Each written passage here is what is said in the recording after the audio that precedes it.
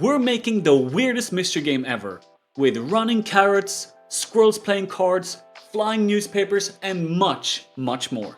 But you can't make a game completely based on funny things to see, so today we're going to be talking about some of the design behind our game, Nothing's Changed here, and what we're currently working on. There's one really big thing we want to do in the game, and that is make the world feel alive. So when you're running around and you're exploring, you can kind of feel that things are happening all around you, like NPCs just going about their business. Now, this is actually quite difficult. We got Philip and Petri working really hard on making what we call NPC behavior.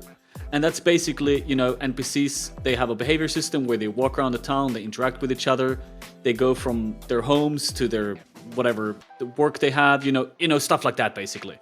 But then we also have to implement it, which takes quite a lot of time. Now, the implementation of this is going quite well, but as you can see, there are also some slight hiccups sometimes, There are also a lot of other things we want to implement to make the world feel alive, like these funny flavor things, like the flying newspapers and stuff.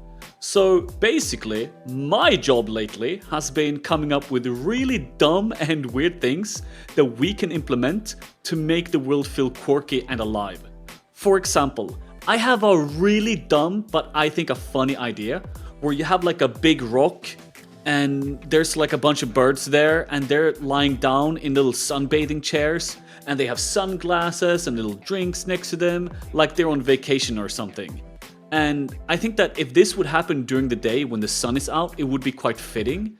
And then it would also make the world feel alive. Like, let's say you're playing the game and you're walking past them at some point during the day, and then you're like, wait, what are these birds doing? Like, what are they, on vacation, And then if you go back there during the evening, they're gone. So I think this is funny, but I don't know what you guys think. So feel free to tell me in the comments if you think this is a good idea or if I should try to implement something else. And if you haven't done it already, remember to wishlist the game, as every wishlist helps us reach our goal and be able to launch the game. And also, for every wishlist this video get, I will add another carrot in the game hidden somewhere. Just don't tell the other devs, alright? Anyway, we also want to get more active together with our community, so join the Discord as we want your help with playtesting, giving feedback, and of course coming up with your own fun suggestions for the game.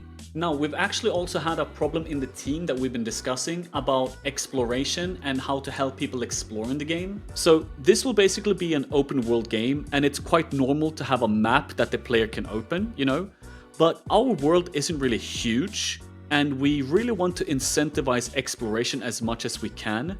And we believe we might do that if the player does not have a map and just follow directions all the time on the map, like go here, go here, go here. We kind of want people to explore on their own and find fun things, But then there's the problem that perhaps players would get lost if they don't have a map, so this is a bit of a problem that we've been discussing. So I came up with an idea that you can have like maps of areas on billboards in that area. Let's say, for example, in the mountain, you could have a map on a huge billboard that shows off the mountain area. And, in order to incentivize people to like go searching in specific areas, you could have like circles with question marks on the map. And that would show people that there's like something interesting to explore here. You want to go there, But we don't want to show off everything, so it wouldn't obviously be like circles of everything in the game. And yeah, I don't know. What do you guys think of that? Would it be more fun to gather maps of areas yourself, or would it be better to just have a map straight away from the game? And you can kind of use this as a mechanic to like have your own maps, because, with the camera in the game, you can take a picture of the map with your camera, and then you have it in your journal. But then it would be maybe annoying to having to open up the journal all the time. So yeah, I don't know. I think we're going to look into this a bit further when we get more playtest sessions with our community, but perhaps we have some big brain people right here, right now, that have some great input on this already. So feel free to tell me what you think. And on the topic of playtesting, we're actually going to be having a playtest session next week in real life, and we're hoping to get these systems in for that, and we're super eager to see what people have as feedback on the game so far. And 2 weeks later, we're actually going to have an online playtesting session for our community, so keep an eye out open for that as well. And remember, wishlist the game or the carrots will get mad at me.